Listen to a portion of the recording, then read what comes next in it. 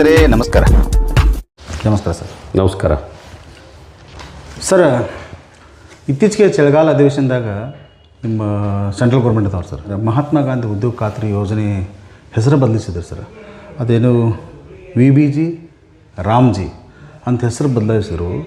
ಆ ಹೆಸರು ಬದಲಾವಣೆಯಿಂದ ಬಡವ್ರಿಗೆ ಅನ್ಯಾಯ ಆಗತೈತಿ ಅಂಥೇಳಿ ಕಾಂಗ್ರೆಸ್ದವರು ಇದನ್ನು ಯೋಜನೆನ ಹಳ್ಳ ಹಿಡಿಸಿದ್ರು, BJP ಅವರು ಅಂತೇಳಿ ಇಡೀ ದೇಶಾದ್ಯಂತ ವಿರೋಧ ಮಾಡತ್ತಾರೆ ಸರ್.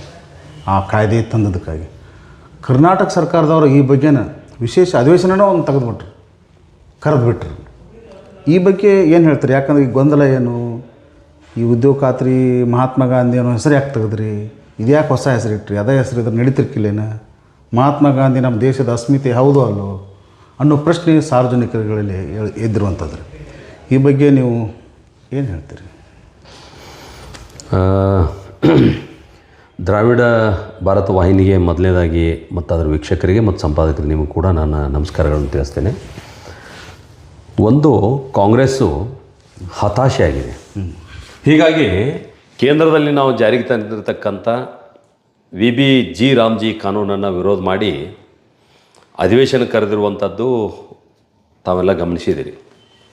ಬಹುಶಃ ಇದರ ಚರ್ಚೆಯಲ್ಲೇ ಆಗಬೇಕಾಗಿತ್ತು, ಪಾರ್ಲಿಮೆಂಟ್ನಲ್ಲಿ ಆಗಬೇಕಾಗಿತ್ತು.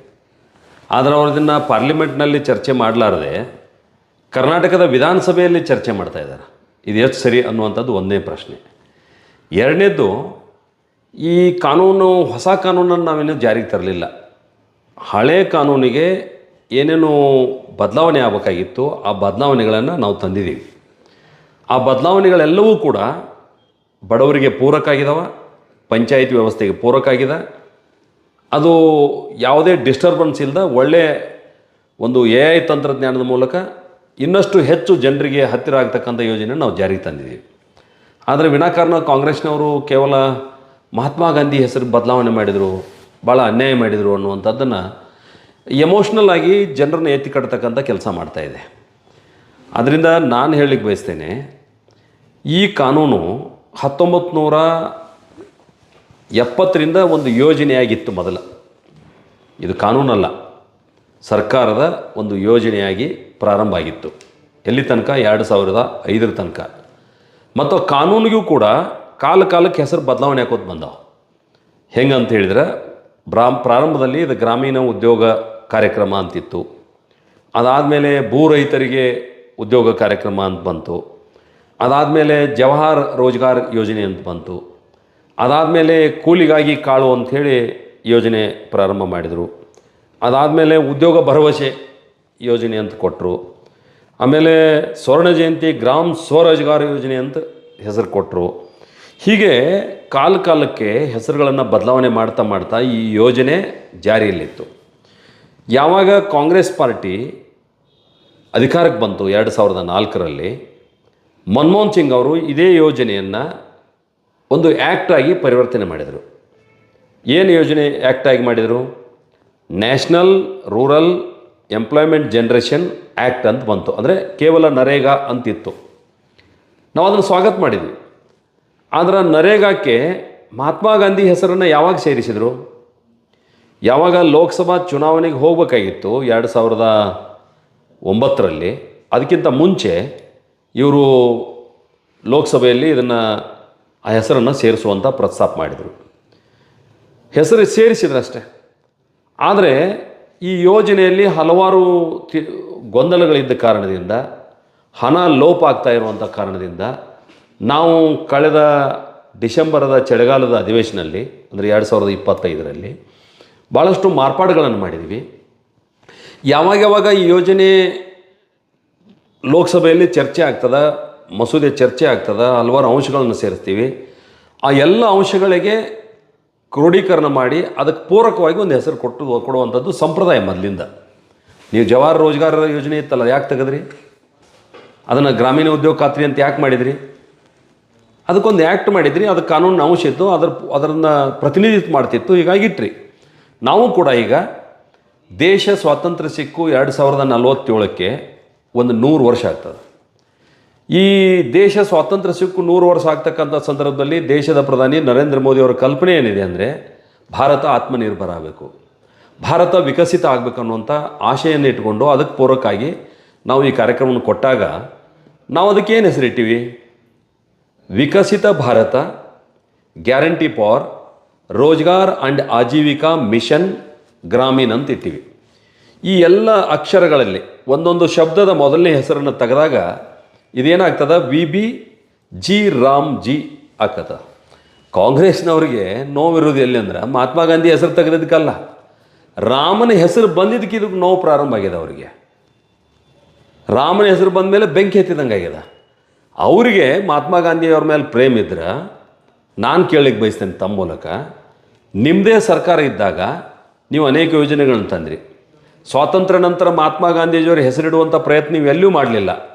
ದೇಶದ ಸುಮಾರು 400 ಸಂಸ್ಥೆಗಳಿಗೆ, ಅದು ವಿಮಾನ ನಿಲ್ದಾಣ ಇರ್ಬೋದು, ಅದು ರಸ್ತೆ ಇರ್ಬೋದು, ದೊಡ್ಡ ಬ್ರಿಡ್ಜ್ ಇರ್ಬೋದು, ಅಥವಾ ನಮ್ಮ ಪಾರ್ಕ್ಗಳಿರ್ಬೋದು, ಆಸ್ಪತ್ರೆಗಳಿರ್ಬೋದು, ಯೂನಿವರ್ಸಿಟಿಗಳಿರ್ಬೋದು, ಅಥವಾ ಕ್ರೀಡಾ ಚಟುವಟಿಕೆಗೆ ಸಂಬಂಧಪಟ್ಟಂಥ ಸಂಸ್ಥೆಗಳಿರ್ಬೋದು, ನೀವು ಯಾವ ಕೆಲಸ ತೊಗೋತಿರ್ತೀವ್ರಿ ಎಲ್ಲ ಕೆಲಸಕ್ಕೂ ನೆಹರು ಪರಿವಾರದ ನೆಹರು ಅವ್ರ ಹೆಸರಿಟ್ಟಿದ್ದಾರೆ, ಇಲ್ಲ ಇಂದಿರಾ ಗಾಂಧಿ ಅವ್ರ ಹೆಸರಿಟ್ಟಿದ್ದಾರೆ, ಇಲ್ಲ ರಾಜೀವ್ ಗಾಂಧಿ ಅವ್ರ ಹೆಸರಿಟ್ಟಿದ್ದಾರೆ. ಹಾಗಿದ್ರೆ ಅವಾಗ ಯಾಕೆ ನಿಮ್ಮ ಮಹಾತ್ಮ ಗಾಂಧಿ ಹೆಸರು ನೆನಪಾಗಲಿಲ್ಲ?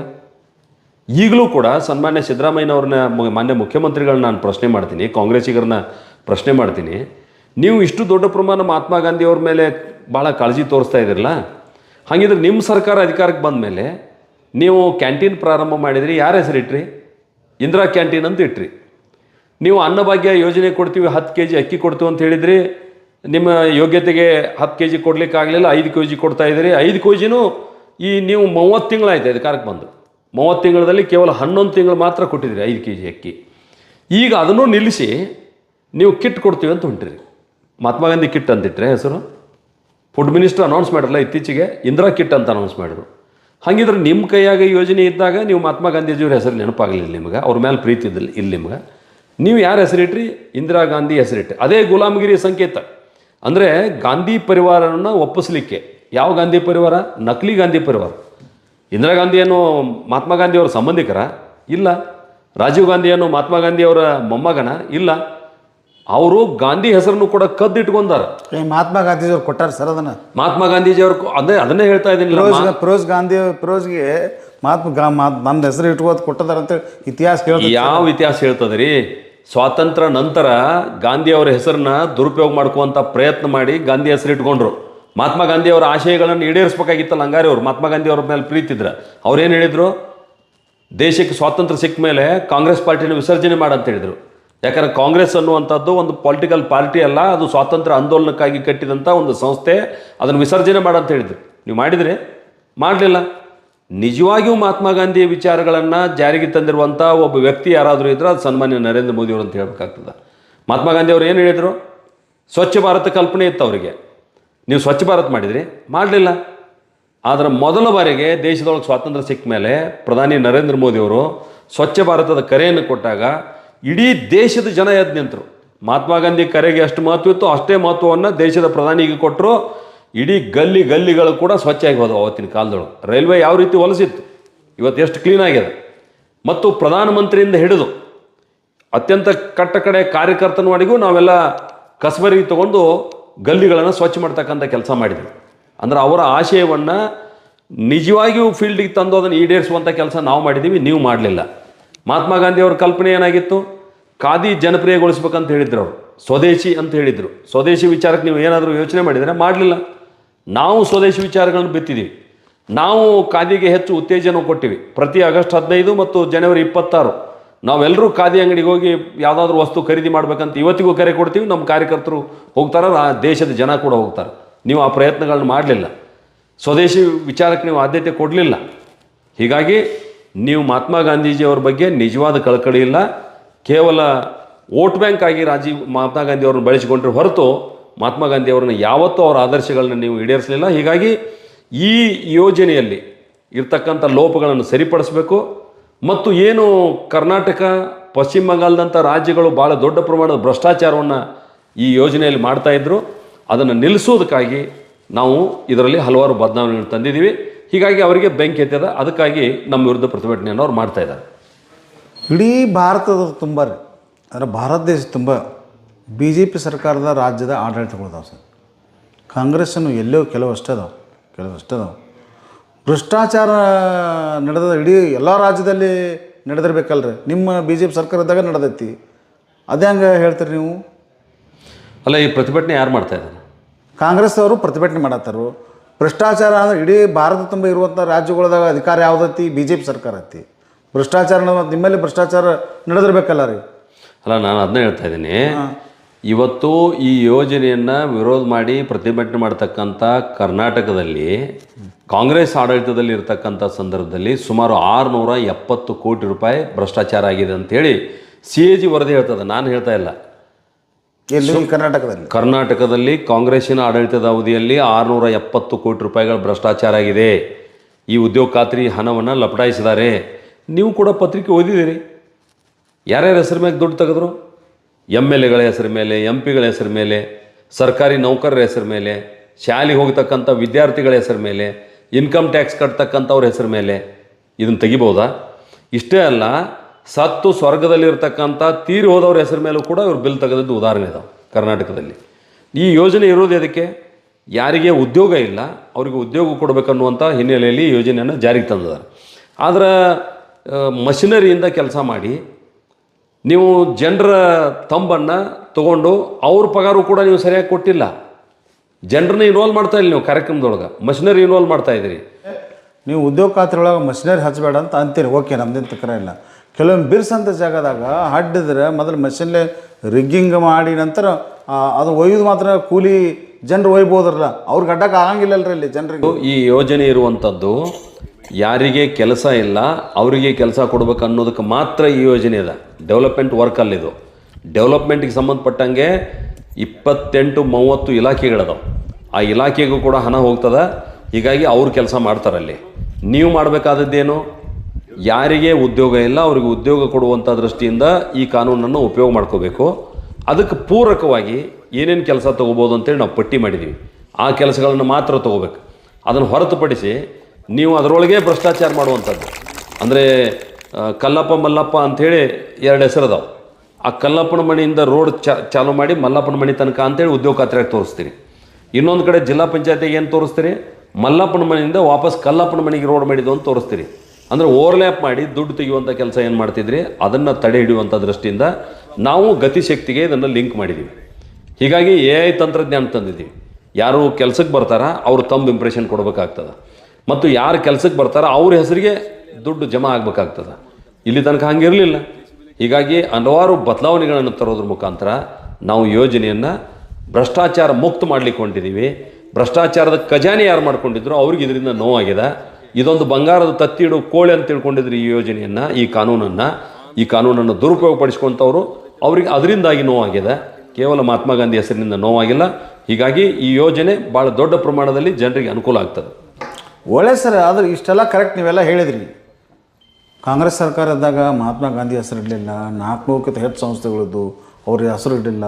ಇಂದಿರಾ ಗಾಂಧಿ ಪರಿವಾರದವ್ರಿಗೆ ಅಂದ್ರೆ ನೆಹರು ಪರಿವಾರದವ್ರದ ಹೆಸರು ಇಟ್ಟರು ಅಂತಂದ್ರು. ಈ ಒಂದು ಮಹಾತ್ಮ ಗಾಂಧಿ ಉದ್ಯೋಗ ಖಾತ್ರಿ ಹೆಸರು ಇತ್ತಲ್ರಿ, ಅದನ್ನಾರ ನೀವು ಕಂಟಿನ್ಯೂ ಮಾಡ್ಬೋದಾಗಿತ್ತಲ್ರಿ, ನೀವು ಮಾಡ್ಬೋದಾಗಿತ್ತಲ್ಲ. ಅಲ್ಲ, ನಾನು ಅದನ್ನು ಹೇಳಿದೆಲ್ಲ ನಿಮ್ಗೆ. ಯಾವಾಗ ಆ ಕಾನೂನಿನಲ್ಲಿ ಹೊಸ ಅಂಶಗಳು ಸೇರ್ಪಡೆ ಆಗ್ತಾವ ಅದಕ್ಕೆ ಪೂರಕವಾಗಿ ಹೆಸರು ಬರ್ತದೆ. ಇವತ್ತು ಬದಲಾವಣೆ ನಾವು ಮಾಡಿಲ್ಲ. 1970ರಿಂದ 16 ಬಾರಿ ಹೆಸರುಗಳ ಬದಲಾವಣೆ ಆಗಿದ್ದಾವೆ. ದೇಶ 2047ಕ್ಕೆ ಸ್ವಾತಂತ್ರ್ಯ ಸಿಕ್ಕ ಮೇಲೆ ವಿಕಸಿತ ಭಾರತ ಆಗಬೇಕನ್ನುವಂಥ ಕಲ್ಪನೆ ಇಟ್ಕೊಂಡು ಮತ್ತು ಆಜೀವಿಕಾ ಮಿಷನ್ ಅಂತಕ್ಕಂಥದ್ದನ್ನು ನಾವು ಇದ್ರ ಜೋಡಿ ಆ್ಯಡ್ ಮಾಡಿ ನಾವೇನಿಟ್ಟಿದ್ವಿ, Viksit Bharat guarantee for Rozgar and Ajeevika mission Gramin ಅಂತ ಇಟ್ಟಿವಿ.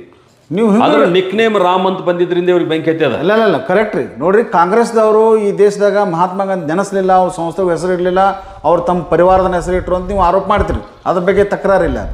ಜನ ಏನು ಹೇಳ್ತಾರೆ, ಅವರು ಸರಿ ಇಲ್ಲ. ಕಾಂಗ್ರೆಸ್ದವರು ತಮ್ಮ ಸ್ವಂತ ಫ್ಯಾಮಿಲಿದ ಮಾಡಿಕೊಂಡ್ರು. ನೀವು ದೇಶ ಭಕ್ತರದು ಅವ್ರದೆಲ್ಲ ಜ್ಞಾಪಕ ಮಾಡ್ತೀರಿ. ಅವರು ಎಲ್ಲೆಲ್ಲಿ ನೀವು ಸರ್ದಾರ್ ವಲ್ಲಭಾಯ್ ಪಟೇಲ್ ಅವ್ರ ಸ್ಟ್ಯಾಚು ಆಯ್ತು, ಮತ್ತೊಂದು ದೇಶದಾಗ ಮಾಡ್ಕೊತ ಬಂದಿರಿ. ಈ ಉದ್ಯೋಗ ಖಾತ್ರಿ ಯೋಜನೆಗೆ ಮಹಾತ್ಮ ಗಾಂಧಿ ಹೆಸರಿದ್ದಾರ ಏನು ತಪ್ಪಿತ್ತು ರೀ? ಮಹಾತ್ಮ ಗಾಂಧಿ ವಿಕಸಿತ ಇದನ್ನು ಮಾಡ್ಬೋದು, ಇದೇ ಮುಂದೆ ಹೆಸರು ಕಂಟಿನ್ಯೂ ಮಾಡ್ಬೋದಾಗಿತ್ತಲ್ಲ. ಇದು ಹೆಸರಿನ ಪ್ರಶ್ನೆ ಅಲ್ಲಿದು. ಮಹಾತ್ಮ ಗಾಂಧಿಯ ವಿಚಾರಗಳನ್ನು ಜಾರಿಗೆ ತರುವಂಥ ಪ್ರಶ್ನೆ ಅದ. ಮಹಾತ್ಮ ಗಾಂಧಿಯವರ ವಿಚಾರಗಳನ್ನು ನಿಜವಾಗಿಯೂ ಜಾರಿಗೆ ತಂದವ್ರು ನಾವಂತ ಈಗಾಗಲೇ ಹೇಳಿದಿನಲ್ಲ ನಾನು. ಎಲ್ಲೆಲ್ಲಿ ನಾವು ಬದಲಾವಣೆ ತಂದೀವಿ ಅಂತೇಳಿ. ಸಾಬರಮತಿ ಆಶ್ರಮವನ್ನು ಕಾಂಗ್ರೆಸ್ನವ್ರು ಯಾಕೆ ಹಂಗಾರೆ ಡೆವಲಪ್ ಮಾಡಲಿಲ್ಲ? ನರೇಂದ್ರ ಮೋದಿಯವ್ರು ಬಂದ ಮೇಲೆ ಸಾಬರಮತಿ ಆಶ್ರಮ ಡೆವಲಪ್ಮೆಂಟ್ ಆಯ್ತಲ್ಲ. ಹೀಗಾಗಿ ನೀವು ಮಾಡಿದಿರಿ. ನಮ್ದು ಅಲ್ಲ, ಜನ ಏನು ಮಾಡ್ತಾರೆ, ನೀವು ಕಾಂಗ್ರೆಸ್ ಇಷ್ಟು ವರ್ಷದಿಂದ 70 ವರ್ಷದ ಆಡಳಿತ ಅವ್ರು ಏನು ಮಾಡಲಿಲ್ಲ, ಅವ್ರ ಹೆಸರಿರಲಿಲ್ಲ, ಇತಿಹಾಸವನ್ನು ಸ್ಮರಿಸೋ ಕೆಲಸ ಮಾಡಲಿಲ್ಲ, ದೇಶ ಬಗ್ಗೆ ಹೋರಾಟ ಮಾಡಿದವರು ಸ್ಮರಿಸೋ ಕೆಲಸ ಮಾಡಲಿಲ್ಲ, ಓನ್ಲಿ ಫಾರ್ ಒಂದ ಫ್ಯಾಮಿಲಿ ಸ್ಮರಿಸೋ ಕೆಲಸ ಮಾಡಿರೋದು. ಓಕೆ, ನಿಮ್ದು ಆರೋಪ ಎಲ್ಲ ಸರಿ ಐತ್ರಿ. ಈ ಉದ್ಯೋಗ ಖಾತ್ರಿ ಹೆಸರಿಂದ ಮಹಾತ್ಮ ಗಾಂಧಿ ನೀವೇನಂದ್ರೆ ಅವ್ರ ವಿಚಾರಧಾರೆಗಳನ್ನ ನಾವು ಕಂಟಿನ್ಯೂ ಮಾಡತ್ತಿದ್ವಿ, ಸಾಬರಮತಿ ಆಶ್ರಮ ಡೆವಲಪ್ಮೆಂಟ್ ಮಾಡಿದ್ದೀವಿ. ಇದು ಒಂದು ಇದ್ದರೆ ಏನು ತೊಂದರೆ ಆಕಿತ್ತು ಅಂತ ನಮ್ಮ ಪ್ರಶ್ನೆ. ನಾನು ಅವಾಗಲೇ 2 ಸಲ ಹೇಳಿದೆ, ನಿಮ್ಗೆ ಅದು ಅರ್ಥ ಆಗಲಿಲ್ಲ. ಕಾಲಕ್ಕೆ 1970ರಿಂದ 2025ರವರೆಗೆ 55 ವರ್ಷಗಳ ಅವಧಿಯಲ್ಲಿ ಹಲವಾರು ಬದಲಾವಣೆ ಆಗಿದಾವ. ಬದಲಾವಣೆಗೆ ಸಂಬಂಧಪಟ್ಟಂತೆ ಕಾನೂನಲ್ಲಿ ಯಾವ ಅಂಶಗಳು ಅಡಕಾಗಿರ್ತಾವ ಅದಕ್ಕೆ ಪೂರಕವಾದಂಥ ಹೆಸರುಗಳು ಆಯ್ಕೆ ಹಾಕೋತಾ ಬಂದಾವ ಹಿಂದಿನಿಂದನೂ. ಅದೇ ಕಾರಣದಿಂದ ಇದಕ್ಕೆ ಹೆಸರು ಆಯ್ಕೆ ಆಗಿದೆ. ಮತ್ತು ಅದ್ರ ನಿಕ್ನೇಮ ರಾಮ್ ಅಂತ ಬಂದಿದ್ದರಿಂದ ಇವ್ರಿಗೆ ಬೆಂಕಿ ಎತ್ತಿದೆ ಅನ್ನುವಂಥದ್ದು ನನ್ನ ಸ್ಪಷ್ಟತೆ ಇದೆ. ಒಳ್ಳೆ ಸರ್, ಈಗ ನೀವೆಲ್ಲ ಹೊಸ ಬದಲಾವಣೆ ಮಾಡಿದ, ಹೆಸರು ಬದಲಾವಣೆ ಮಾಡಿರಿ, ಆ್ಯಕ್ಟು ಚೇಂಜ್ ಮಾಡಿರಿ, ಅದೆಲ್ಲ ಓಕೆ. ಈ ಹೊಸ ಯೋಜನೆ, ಹೊಸ ಕಾಯ್ದೆ ಒಳಗೆ ಈ ಉದ್ಯೋಗ ಖಾತ್ರಿ ಯೋಜನೆದ ಬಗ್ಗೆ ಏನೇನು ಬದಲಾವಣೆ ಐತಿ, ಏನು ಬಡವರಿಗೆ ಏನು ಹೆಲ್ಪ್ ಆಗುವಂಥದ್ದು ಏನದ, ಮತ್ತು ಹಿಂದೆ ಏನು ಹೆಲ್ಪ್ ಆಗದೇ ಇರುವಂಥದ್ದು ಏನಿದೆ, ಅದನ್ನು ಯಾವುದನ್ನು ತೆಗೆದ್ರಿ, ಯಾವುದನ್ನು ಇನ್ಪುಟ್ ಮಾಡಿರಿ, ಈ ಯೋಜನೆ ಬಗ್ಗೆ ಸಮಗ್ರ ಮಾಹಿತಿ ಬಗ್ಗೆ ಹೇಳೋದಾದ್ರೆ ಏನು ಹೇಳ್ತೀರಿ? ಒಂದು, ಕಾಂಗ್ರೆಸ್ ಪಾರ್ಟಿ ಇವತ್ತೇನು ಆರೋಪ ಮಾಡ್ತಾ ಇದೆ ಭಾಳ ದೊಡ್ಡ ಪ್ರಮಾಣದಲ್ಲಿ, ಇದು ಬಡವರ ಯೋಜನೆ ಆಗಿತ್ತು, ಬಡವರ ಹಕ್ಕನ್ನು ಕಸ್ಕೊಂಡ್ರು, ಇದು ಬಡವರಿಗೆ ಅನ್ಯಾಯ ಆಯಿತು ಅಂತ ಬೊಬ್ಬೆ ಇಡ್ತದೆ. ಹೆಂಗೆ ಅನ್ಯಾಯ ಆಗ್ತದೆ? ಮೊದಲು 100 ದಿನ ಇತ್ತು, ಓಕೆ, ನಾವು ಅದನ್ನು 125 ದಿವಸ ಮಾಡಿದ್ದೀವಿ. 125 ದಿವಸ ಯಾರಿಗೆ ಕೊಟ್ಟಿವಿ? ಬಡವರಿಗೆ ಅಲ್ಲ. ಇನ್ನೊಂದು ಏನು ಹೇಳ್ತಾ ಇದ್ದಾರೆ, ಇಲ್ಲಿ ಮಹಿಳೆಯರು, ದುರ್ಬಲ ವರ್ಗದವರಿಗೆ ಅನ್ಯಾಯ ಆಗ್ತಾ ಇದೆ ಅಂತೇಳಿ. ಅರೆ, 125 ದಿವಸ ಕೊಟ್ಟಿದ್ದ ಮಹಿಳೆಯರಿಗೆ, ದುರ್ಬಲ ವರ್ಗದವರಿಗೆ ಅನುಕೂಲ ಆಗೋಕೆ ಕೊಟ್ಟಿದ್ದೀವಿ. ಇದು 2ನೇದ್ದು. 3ನೇದ್ದು, 83 ಕಾಮಗಾರಿಗಳನ್ನು ಯಾರು ದುರ್ಬಲ ವರ್ಗದವರು ಅಂತ ನಾವು ಕರಿತೀವಿ, SC ST OBC ಮಹಿಳೆಯರು, ಅಂಥವರಿಗೆ 83 ಹೊಸ ಯೋಜನೆಗಳನ್ನ ಇದ್ರಾಗ ಆ್ಯಡ್ ಮಾಡಿದ್ದೀವಿ. ಅಲ್ಲಿ ತೊಗೋಬೋದು, ಆ ಕೆಲಸ ತೊಗೋಬೋದು ಆ ಏರಿಯಾದೊಳಗೆ. ಒಂದು. ಇನ್ನೊಂದು, ನಮ್ಮ ಇಡೀ ದೇಶ ರೈತಾಪಿ ವರ್ಗವನ್ನು ಹೊಂದಿದೆ. ಇತ್ತೀಚೆಗೆ ಭಾಳ ದೊಡ್ಡ ಪ್ರಮಾಣ ಆರೋಪ ಇತ್ತು. ಯಾವಾಗ ನಾವು ಆಹಾರ ಭದ್ರತೆ ಹಿನ್ನೆಲೆಯೊಳಗೆ ನಾವು ಗರೀಬ್ ಅನ್ನ ಕಲ್ಯಾಣ ಯೋಜನೆ ಜಾರಿಗೆ ತಂದೀವಿ, ಅಕ್ಕಿ ಫ್ರೀಯಾಗಿ ಕೊಡ್ತಾಯಿದ್ದೀವಿ, ಇಲ್ಲಿ ಒಂದು 100 ದಿನ ಉದ್ಯೋಗ ಇತ್ತು. ಹೀಗಾಗಿ ಕೃಷಿ ಚಟುವಟಿಕೆಗೆ ಜನನ ಸಿಗ್ತಾ ಇಲ್ಲ ಅನ್ನುವಂಥದ್ದು ಕೃಷಿ ಕೆಲಸ ಮಾಡೋಂಥವ್ರು ಕಂಪ್ಲೇಂಟ್ ಇತ್ತು. ಒಂದು ಕಡೆ ನಾವು ಕಾರ್ಮಿಕರ ಹಿತದೃಷ್ಟಿಯನ್ನು ಗಮನದಾಗ ಇಟ್ಕೋಬೇಕು, ಇನ್ನೊಂದು ಕಡೆ ರೈತರ ಹಿತದೃಷ್ಟಿಯನ್ನು ಗಮನದಾಗ ಇಟ್ಕೋಬೇಕು.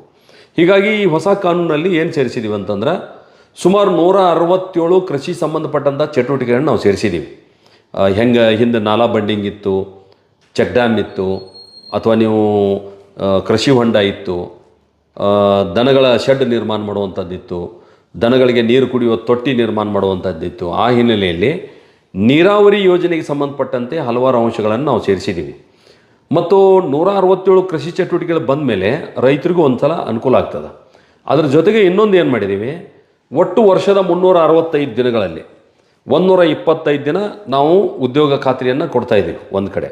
ಇನ್ನೊಂದು ಕಡೆ ಯಾವಾಗ ಕೃಷಿ ಚಟುವಟಿಕೆ ಪ್ರಾರಂಭ ಆಗುವ ಹಂತದಲ್ಲಿ ಮತ್ತು ಕೃಷಿ ಚಟುವಟಿಕೆಗಳು ಕಟಾವಾಗುವಂಥ ಹಂತದಲ್ಲಿ, ಅಂದರೆ ರಾಶಿ ಮಾಡುವಂಥ ಹಂತದಲ್ಲಿ 2 ಸಲ ಈ ಉದ್ಯೋಗ ಖಾತ್ರಿಯನ್ನು ಬ್ರೇಕ್ ಮಾಡಬೇಕು. 60 ದಿನಗಳ ಕಾಲ ಅಲ್ಲಿ ಉದ್ಯೋಗ ಖಾತ್ರಿ ಕೊಡಬಾರ್ದು. ಯಾಕಂದರೆ ಈ ಕೂಲಿಕಾರರು ಅಲ್ಲಿ ಹೋಗಿ ಕೆಲಸ ಮಾಡಬೇಕಾಗ್ತದೆ. ಒಂದು ಕಡೆ ಕೃಷಿನೂ ಉಳಿಬೇಕು, ಒಂದು ಕಡೆ ಕಾರ್ಮಿಕರು ಉಳಿಬೇಕು. ಆ ಹಿನ್ನೆಲೆಯಲ್ಲಿ ಇವತ್ತು 60 ದಿನಗಳ ಕೃಷಿ ಚಟುವಟಿಕೆ ಆಸ್ಪದ ಕೊಟ್ಟಿದ್ದರಿಂದ ಅಲ್ಲಿ ರೈತ ವರ್ಗ ಕೂಡ ಇದನ್ನು ಸ್ವಾಗತ ಮಾಡ್ತಾ ಇದೆ. ಇದ್ರ ಜೊತೆಗೆ ನೀವೇನು ಮಾಡಿದ್ರಿ, ಮನಮೋಹನ್ ಸಿಂಗ್ ಅವಧಿಯೊಳಗೆ ಕೇವಲ 175 ರೂಪಾಯಿ ಇತ್ತು, ಒಂದು 100 ದಿನ ಮಾತ್ರ ನಿಮ್ಮದು ಕೆಲಸ ಇತ್ತು. 175 ಇಂಟು 100 ಹೊಡೆದ್ರೆ 17,500 ರೂಪಾಯಿ ಆಯ್ತು ನಿಮ್ಮದು. ಈಗ ನಾವು 375 ರೂಪಾಯಿ ಕೊಡ್ತೀವಿ. 125 ದಿನ ಒಂದು ವರ್ಷಕ್ಕಂತೂ ಕೊಡ್ತೀವಿ. ಅದು ಹತ್ತಿರ 48,000ಕ್ಕಿಂತ ಜಾಸ್ತಿ ಆಗುತ್ತೆ ದುಡ್ಡು. ಅಂದ್ರೆ ನಿಮ್ಮ 3 ಪಟ್ಟು ನಾವು ದುಡ್ಡು ಜಾಸ್ತಿ ಕೊಡ್ತಾಯಿದ್ದೀವಿ. ಇದು ಹೆಂಗೆ ಬಡವ್ರ ವಿರೋಧ ಆಗ್ತದೆ?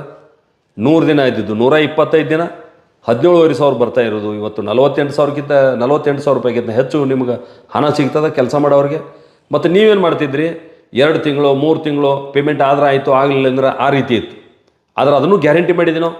ಇವತ್ತು ನಿಮ್ಮ ಅಕೌಂಟಿಗೆ ಹಣ ಹೋಗಬೇಕು, 1 ವಾರದೊಳಗೆ ಪೇಮೆಂಟ್ ಆಗ್ಬೇಕು ಅನ್ನುವಂಥದ್ದು ಹೇಳಿದ್ದೀವಿ. ಮತ್ತು ಕೆಲಸದ ಭದ್ರತೆ ಎಷ್ಟು ಕೊಟ್ಟಿವಿ ಅಂತಂದ್ರೆ, ಪಂಚಾಯತಿಗೆ ಹೋಗಿ ನೀವು ಅರ್ಜಿ ಕೊಟ್ಟ ಮೇಲೆ ಆ ಪಂಚಾಯತಿ ಪಿ ಡಿ ಒ ನಿಮ್ಗೆ ಕೆಲಸ ಕೊಡಬೇಕು, ಕೆಲಸ ಕೊಡೋಕ್ಕಾಗಲ್ಲ ನಿಮ್ಗೆ ನಿರುದ್ಯೋಗ ಭತ್ಯೆ ಕೊಡ್ಬೇಕಂತ ಈ ಕಾನೂನೊಳಗೆ ಸೇರಿಸಿದ್ದೀವಿ ನಾವು. ಇದು ಹೆಂಗೆ ರೈತರ ವಿರೋಧಿ ಆಗ್ತದೆ? ಹೀಗಾಗಿ ನಾನು ಕೇಳಲಿಕ್ಕೆ ಬಯಸ್ತೀನಿ ಸನ್ಮಾನ್ಯ ಸಿದ್ದರಾಮಯ್ಯನವ್ರನ್ನ, ನಿಮ್ಮ ಅವಧಿಯಲ್ಲಿ ಉದ್ಯೋಗ ಖಾತ್ರಿ ಯೋಜನೆಗೆ ಕರ್ನಾಟಕ ಸರ್ಕಾರಕ್ಕೆ ಎಷ್ಟು ಹಣ ಬಂತು? 8,739 ರೂಪಾಯಿ ಮಾತ್ರ ಬಂದಿತ್ತು. ಇವತ್ತು ನಾವು 48,500 ಕೋಟಿ ರೂಪಾಯಿಗಿಂತ ಹೆಚ್ಚು ಹಣ ಕೊಡ್ತಾ ಇದ್ದೀವಿ. ಯಾರ್ದು ಹಣ ಹೆಚ್ಚಾಯ್ತು ಹಂಗಾರೆ? ಅಂದರೆ ನಾವು ನಾಲ್ಕಾರು ಪಟ್ಟು ಹಣ ಹೆಚ್ಚು ಕೊಟ್ಟ ಮೇಲೂ ನೀವು ಅದನ್ನು ವಿರೋಧ ಮಾಡ್ತಾ ಇದ್ದೀರಿ. ದೇಶದೊಳಗೆ ನಿಮ್ಮ ಆಡಳಿತ ಅವಧಿಯೊಳಗೆ ಎಷ್ಟು ಹಣ ಕೊಡ್ತಿದ್ರಿ? 33,000 40,000 ಕೋಟಿ ಮಾತ್ರ ಬಂದಿತ್ತಿತ್ತು. ಇವತ್ತು ನಾವು 1,53,000 ಕೋಟಿ ಹಣ ಇವತ್ತು ನಾವು ಕೊಡ್ತಾ ಇದ್ದೀವಿ. ನಿಮ್ಮ ಅವಧಿಯೊಳಗೆ 1,660 ಮಾನವ ದಿನಗಳ ಕೋಟಿ ಆ ಮಾನವ ದಿನಗಳು ಮಾತ್ರ ಸೃಷ್ಟಿಯಾಗಿದ್ದು. ಆದರೆ ಸನ್ಮಾನ್ಯ ನರೇಂದ್ರ ಮೋದಿ ಅವರು ಬಂದ ಮೇಲೆ 3,220 ಕೋಟಿ ಮಾನವ ದಿನಗಳು ನಾವು ಸೃಷ್ಟಿ ಮಾಡಿ ಉದ್ಯೋಗ ಕೊಟ್ಟಿದ್ದೀವಿ. ನಿಮ್ಮ ಅವಧಿಯಲ್ಲಿ 153 ಲಕ್ಷ ಕಾಮಗಾರಿಗಳು ಮಾತ್ರ ಆಗಿದ್ದು.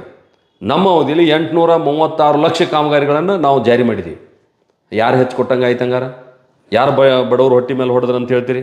ಹೀಗಾಗಿ ಈ ರೀತಿ ಒಂದು ಸುಳ್ಳನ್ನು 100 ಬಾರಿ ಹೇಳೋದ್ರ ಮುಖಾಂತರ ನೀವು ಜನರನ್ನ ದಿಶಾಬಲ್ ಮಾಡಕ್ಕೊಂಡಿದ್ದೀರಿ.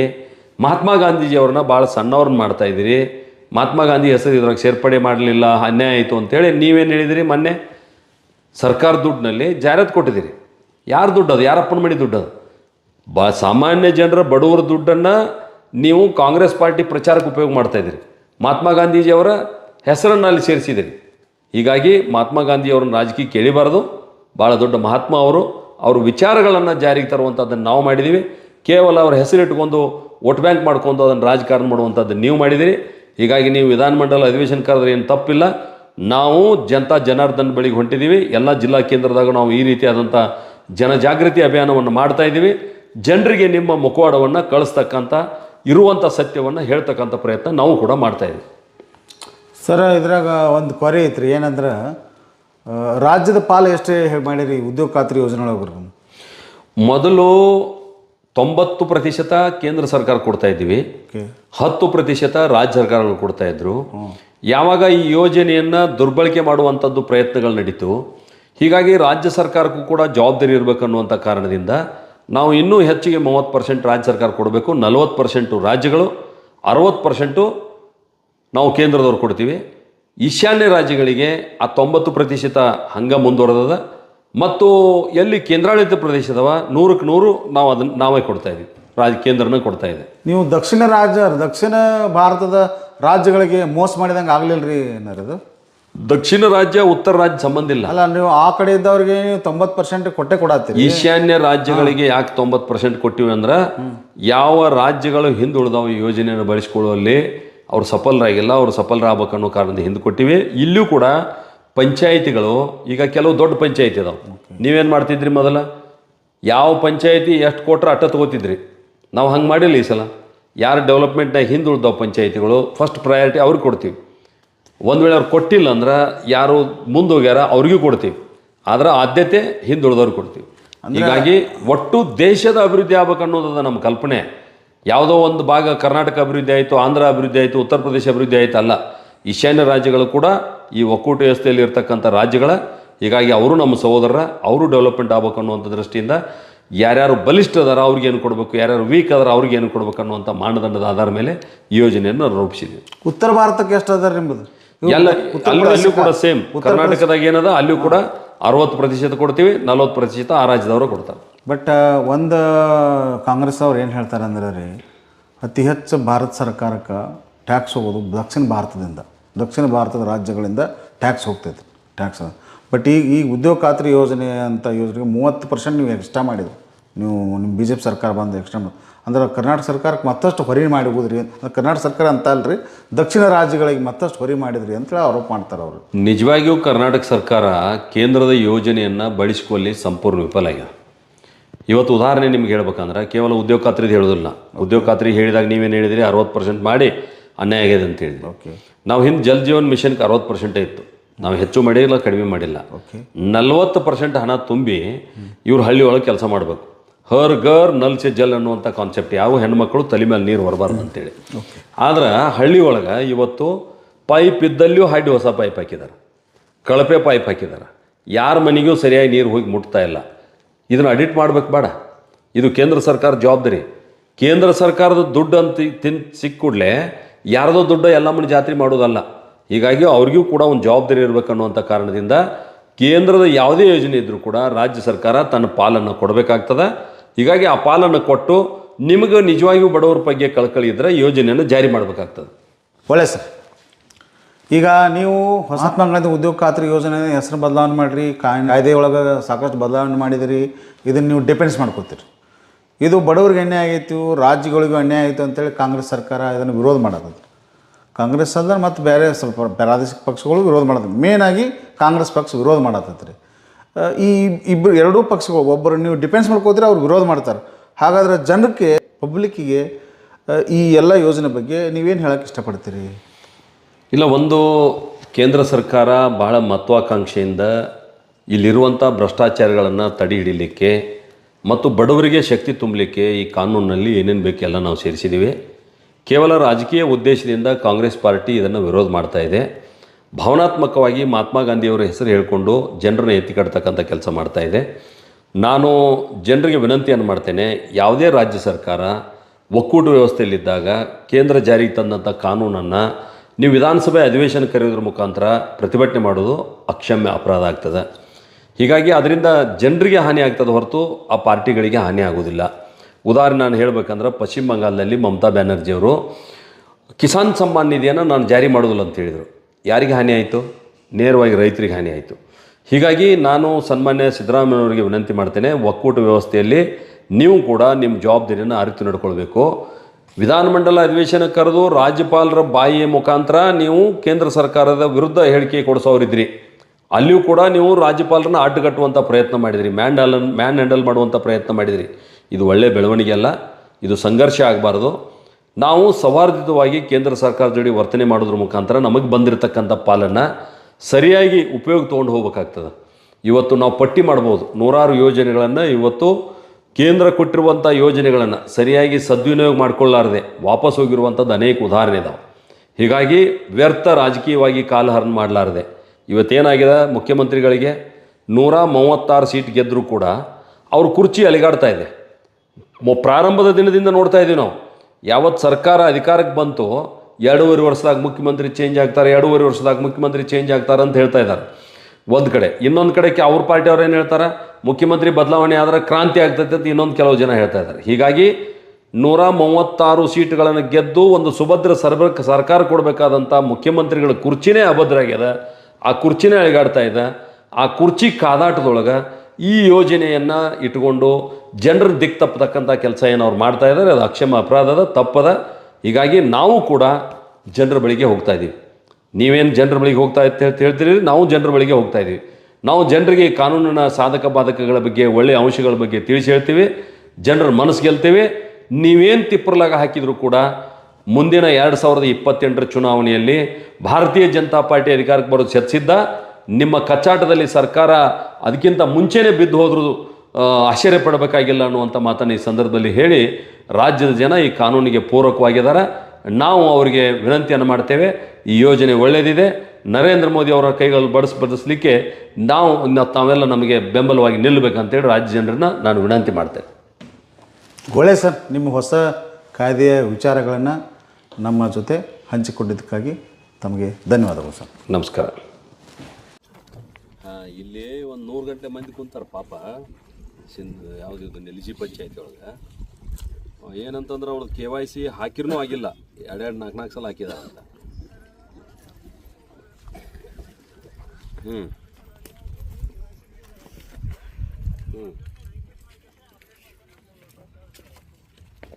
ಯಾರನ್ನ ಅಟೆಂಡ್ ಮಾಡ್ಬೇಕಲ್ಲಪ್ಪ, ಇಷ್ಟು ಲೇಟ್ ಮಾಡಿದ್ರಿ. 1:15 ಆತು, ಈಗ ಊಟಕ್ಕೆ ಹೋಗ್ಬೇಕು. ಅವರು ಮುಂಜಾನೆ 10ಕ್ಕೆ ಬಂದು ಕುಂತಾರೆ.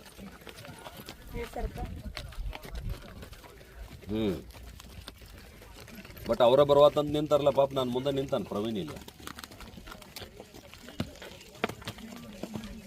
ಈಗ ಭಾಳ ಮಂದಿ ಐತಿ, ಒಂದ್ಸಲ ಬಂದು ಹೋಗ್ರಿ ಇಲ್ಲಿ ತನಕ. ಬಂದು ಕುಂತ ನಿಂತು ಮಾಡಿಕೊಟ್ಟವ್ರು. ನಾನು ಒಂದು ಅರ್ಧ ತಾಸು ಆತಿ ಇಲ್ಲಿ ನಿಂತ. ಇಷ್ಟಾಗಿ ಮಂದಿ ಕುಂತಾರಂತ ನಿಂತು ನಾನು, ಇವ್ರು ಉದ್ಯೋಗ ಖಾತ್ರಿಯವ್ರು ಅಂದರು, ಅದಕ್ಕೆ ನೋಡೋಣ ಅಂತೇಳಿ ನಿಂತು ಇಲ್ಲೇ. ಪ್ರವೀಣು ಬಂದ ಪಂಚಾಯತಿಂದ, ಬಟ್ ಆಗ್ತಾ ಇಲ್ಲ. ಒಂದು 5 ನಿಮಿಷ ಬಂದು ಇವ್ರಿಗೆ ಏನು ಮಾಡಿ ಕ್ಲಿಯರ್ ಮಾಡಿ ಅವ್ರ ಕೆಲಸಕ್ಕೆ ಹಚ್ಕೊಟ್ಟವ್ರು. ಮತ್ತು ಪಗಾರೆಲ್ಲ ಹೋಗ್ಬಾರ್ದು ಅವ್ರು. ಓಕೆ. ಅವ್ರು ಬರ್ತಾರೋ ಬಂದ್ ಮಾಡಿ ಕೊಡ್ತಾರ, ವಾಪಸ್ ನೀ ಹೇಳ್ಬೇಕಪ್ಪ ನನಗೆ ಅವ್ ಬಂದ್ ಮಾಡಿಕೊಟ್ಟು ಇಲ್ಲೋ ಕ್ಲಿಯರ್ ಆತಿಲ್ಲೋ ಅಥವಾ ಏನಾರ ಸಮಸ್ಯೆ ಇದ್ರೆ ರಾಜ್ಯ ಮಟ್ಟದಾಗ ಯಾರಿಗಾರು ಮಾತಾಡೋದಿದ್ರು ಮಾತಾಡೋದು, ಇನ್ನು ಯಾರು ಸಾಫ್ಟ್ವೇರ್ ತಯಾರು ಮಾಡಲ್ಲ ಅವಾಗ ಮಾತಾಡೋಣ, ಯಾಕಪ್ಪ ಇದೇನು ಕ್ಲಿಯರ್ ಆಗೋತು ಏನಾಗೈತಿ ಅಂತ. ಏನಾರ ಸಮಸ್ಯೆ ಇದ್ರೆ ಇದನ್ನ ಮಾಡ್ತೀವಿ. ನನ್ನ ನಂಬರ್ ತಗೋ. ಊಟ ನಿಮ್ದೆಲ್ಲ ಕಟ್ಕೊಂಡ್ಬಂದಿರ್ತೀರೋ? ಊಟ ಮಾಡ್ರಿ, ಆರಾಮ್ ಊಟ ಮಾಡ್ರಿ, ಆಮೇಲೆ ಬರ್ತಾರ ಅವರು ಬಂದು ಹೇಳಿ ಮಾಡಿ ಕೊಡ್ತಾರ. ಎಲ್ಲ ಒಂದೇ ಊರವ್ರು. ಒಂದು ವರ್ಷದಾಗ ಎಷ್ಟು ದುಡಿತು? ಮಾಡೇ ಬಿಡ್ತೀರಿ. ಈಗ 125 ಮಾಡಿದ್ವು ಅದನ್ನ, ಅದು ಗೊತ್ತಾಗೈತಿ ನಿಮ್ಗೆ? 125 ಹಾಜರಿ ಮಾಡಿದ್ವಿ. ಆಮೇಲೆ ಪಗಾರು ಇನ್ನು ಮತ್ತೆ ಮುಂದಿನ ಏಪ್ರಿಲ್ದಿಂದ ಮತ್ತೆ ಹೆಚ್ಚು ಮಾಡ್ತೀವಿ ಅದನ್ನು. ಆಮೇಲೆ ಅದೊಂದು 100 ಪ್ರಸಾದ ಮಾಡಿದ್ವಪ್ಪ, ಅದೊಂದು ನೀವು ಆ್ಯಡ್ ಮಾಡ್ಕೋಬೇಕು ಪಂಚಾಯತಿ ಅವರು. ಒಂದು ವೇಳೆ ಕೆಲಸ ಇಲ್ಲ ಅಂದ್ರೆ ನಿರುದ್ಯೋಗ ಭತ್ಯೆ ಕೊಡ್ಬೇಕಂತ ಹೇಳಿದ್ವಿ ಅವ್ರಿಗೆ.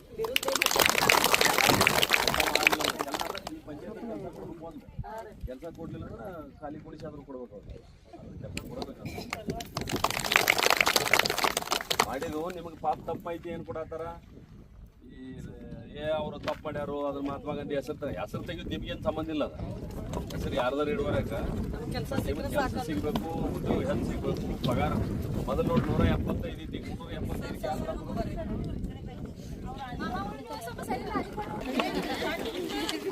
ಹಳ್ಳಿ ಬದುಕು ತಗೋಬೇಕು ನೀ ಎಲ್ಲ ಕಾಕಲ್ಲ ಬರೀ